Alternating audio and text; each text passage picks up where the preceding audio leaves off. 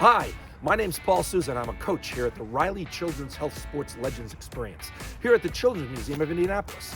Today, I'm going to show you an activity that you can do right at home.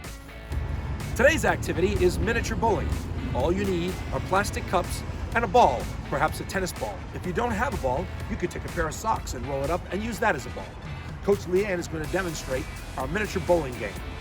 Now, set up the cups like you'd set up bowling pins in a bowling alley. Then put yourself a good distance away. Challenge yourself a little. Coach Leanne is going to roll the sock toward the cups and try to knock them down. Knock down as many as you possibly can. You can play this with a family member or a friend, and you can keep score.